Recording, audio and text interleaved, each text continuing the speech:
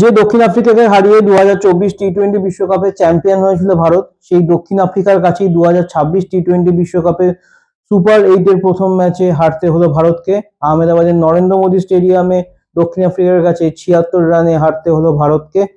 18.5 ওভারে 111 রানে all out হয়ে যায় টিম ইন্ডিয়া। প্রথমে ব্যাট করে 20 ওভারে 7 উইকেট হারিয়ে 187 রান সংগ্রহ করে প্রোটিয়ারা।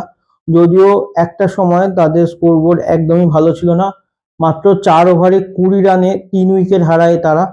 সেখান থেকেই দক্ষিণ আফ্রিকার ত্রাতা হিসেবে আবির্ভূত হন ডেভিড মিলার। 35 বলে 63 রান করেন ডেভিড মিলার, তাকে যোগ্য সহায়তা করেন ডিওয়াল ব্রেভিস। শেষ দিকে 24 বলে 44 রানে অপরাজিত থাকেন ক্রিস্টান স্টাফস।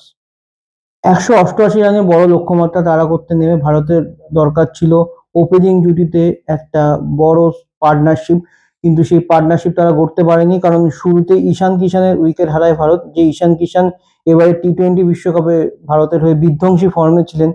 আর অভিষেক শর্মা, যিনি এই টি-20 বিশ্বকাপে এখনো পর্যন্ত রানের খাতা খুলতে পারেনি, তিনি এদিন শুরুটা ভালো করলেও 12 বলে 15 রান করে প্যাভিলিয়নে ফিরতে হয়। তিলক বর্মা করেন মাত্র 1 রান। অধিনায়ক সূর্যকুমার যাদবের সংগ্রহ 22 বলে 18 রান। ওয়াশিংটন সুন্দর করেন 11 রান। হার্দিক পান্ডিয়া 18 রান করেন। শিবম দুবে 37 বলে 42 রান করলেও দলকে জেতাতে পারেননি। টি-20 বিশ্বকাপের ইতিহাসে এটি ভারতের তৃতীয় সর্বনিম্ন রান এবং দক্ষিণ আফ্রিকার বিরুদ্ধে 76 রানে হার ভারতের টি-20 বিশ্বকাপে সবথেকে বেশি ব্যবধানে হার। আগামী 26শে ফেব্রুয়ারি ভারত মুখোমুখি হচ্ছে জিম্বাবুয়ের। চেন্নাইয়ে ম্যাচটি অনুষ্ঠিত হবে। ভারতের কাছে জিম্বাবুয়ে ম্যাচটি কার্যত মাস্ট উইন ম্যাচ হয়ে দাঁড়ালো। এবারে টি-20 বিশ্বকাপে জিম্বাবুয়ে দুরন্ত ফর্মে রয়েছে।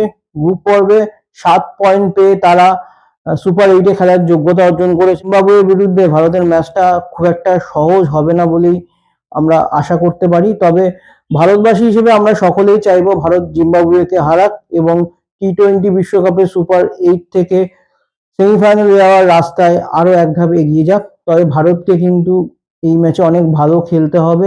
যে যে ভুলগুলো করেছে, ওপেনিং এ যে সমস্যা দেখা দিয়েছে, স্পিন বোলিং, পেস বোলিং এর যে সমস্যাগুলো দেখা দিয়েছে, সেই সমস্যাগুলো সমাধান করতে হবে। তাহলেই কিন্তু ভারত টি-20 বিশ্বকাপে জিম্বাবুয়ের বিরুদ্ধে 2 পয়েন্ট সংগ্রহ করতে পারবে।